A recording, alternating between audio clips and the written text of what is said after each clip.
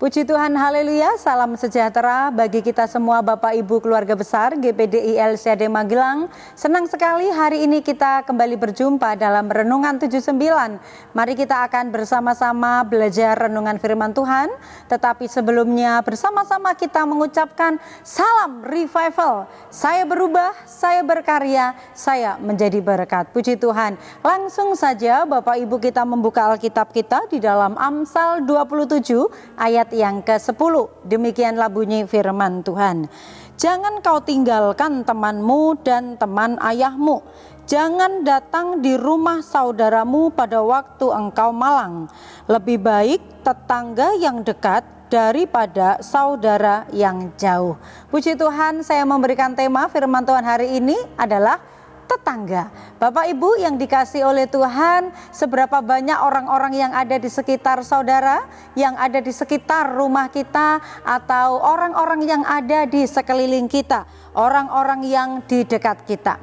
Dalam kita hidup bermasyarakat, tentunya kita tidak lepas dari orang-orang yang tinggal berdekatan dengan kita. Siapakah mereka, dari mana, sukunya apa, tentu saja itu tidak menjadi sesuatu hal yang penting, sangat penting gitu ya. Tetapi siapa yang ada di sekitar kita itu adalah orang-orang yang patut kita syukuri. Itu sebabnya tidak dapat kita memilih siapa yang harus menjadi teman saya atau siapa yang harus menjadi tetangga. Kalau misalnya rumah itu memang harus berdekatan, kalau memang kita itu harus berdekatan dengan orang-orang yang baru saja kita kenal, mungkin baru 1 kali atau 2 kali bertemu, kemudian kita berbincang-bincang, tetapi yang jelas bahwa setiap hari, setiap saat kita bisa dipertemukan oleh sekian banyak orang-orang yang mengelilingi dengan kita. Nah, dalam bacaan kita Amsal tadi dikatakan lebih baik tetangga yang dekat daripada saudara yang jauh.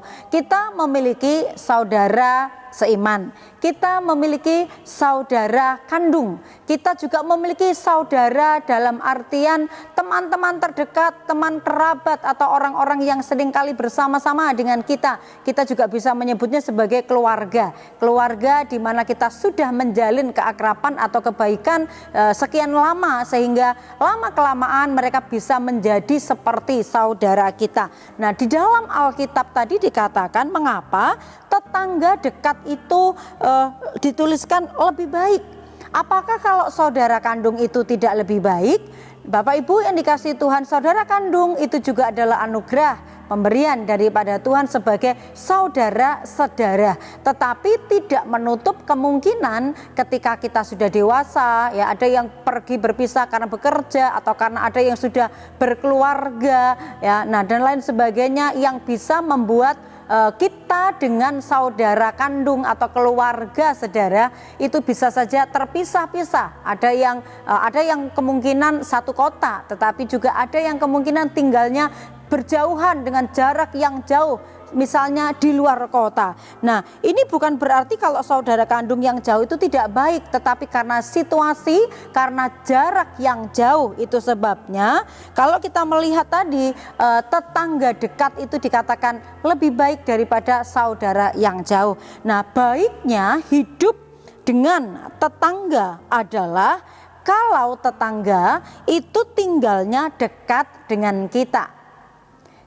Bisa jadi hampir setiap hari kita bisa melihat orangnya, bisa bertemu dengan orangnya, bisa berbicara dengan orangnya. Tetangga itu juga adalah merupakan orang yang bisa dengan segera membantu kita apabila kita mengalami keterdesakan atau mengalami kesulitan-kesulitan dan membutuhkan bantuan orang-orang yang ada di sekitar kita.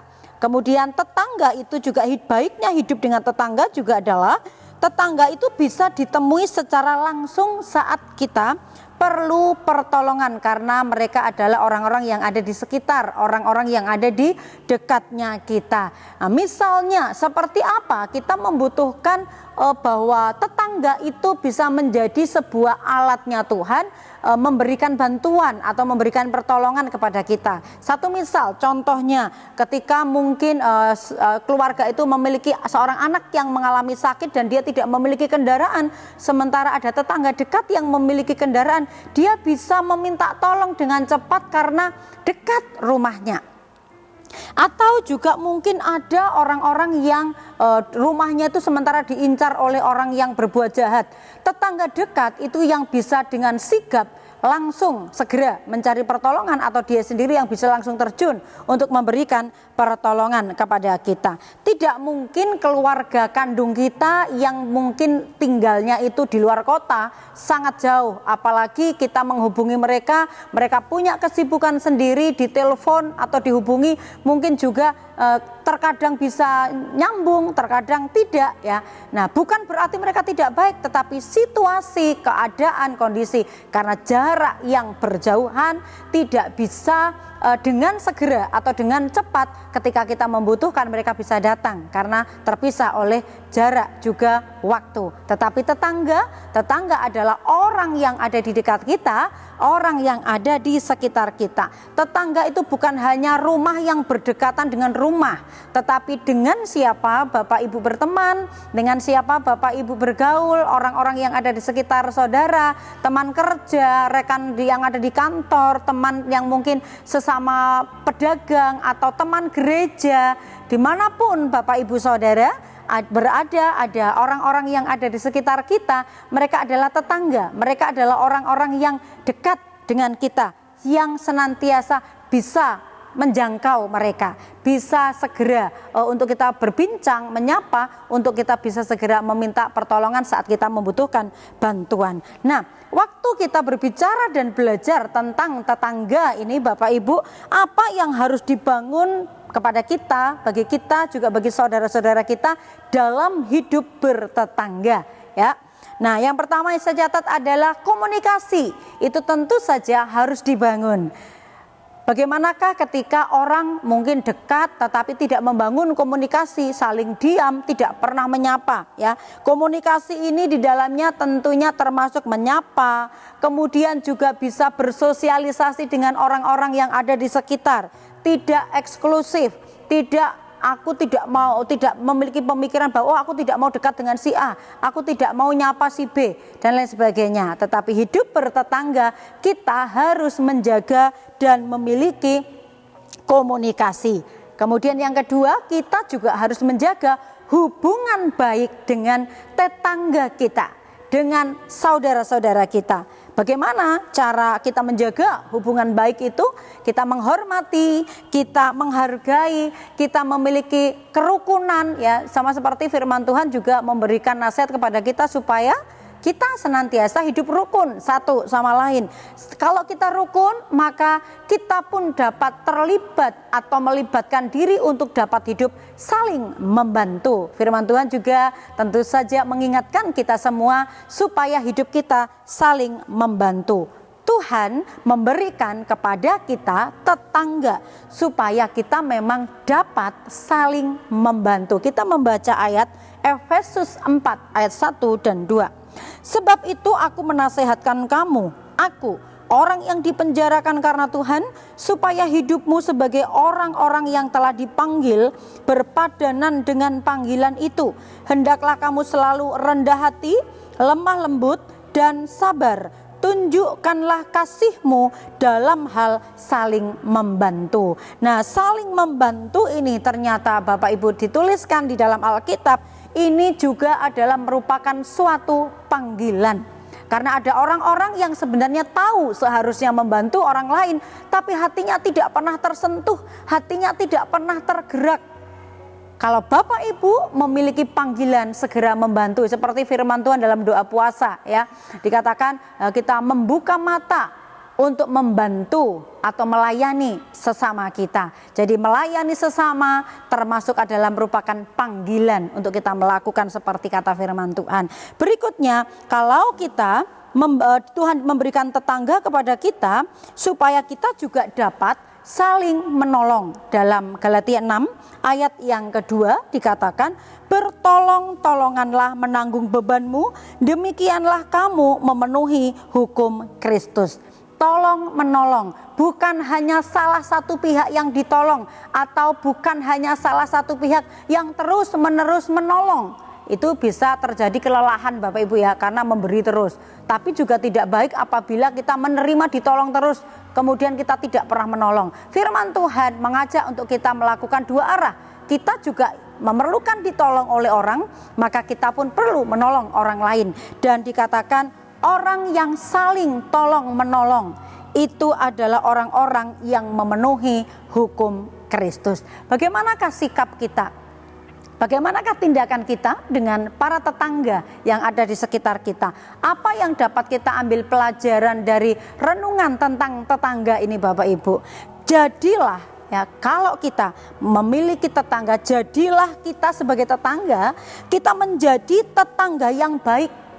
Kalau Bapak Ibu kita juga memiliki saudara-saudara tetangga, orang-orang yang ada di sekitar kita, bersyukurlah dengan adanya tetanggamu. Karena mereka juga adalah merupakan orang-orang yang ditempatkan Tuhan, yang bisa menjadi penolongmu, yang bisa menjadi saudaramu saat engkau memerlukan, saat engkau membutuhkan. Mereka adalah orang-orang yang disediakan Tuhan. Itu sebabnya kita yang sudah tahu firman Tuhan, percaya kepada Tuhan, mari kita bersyukur.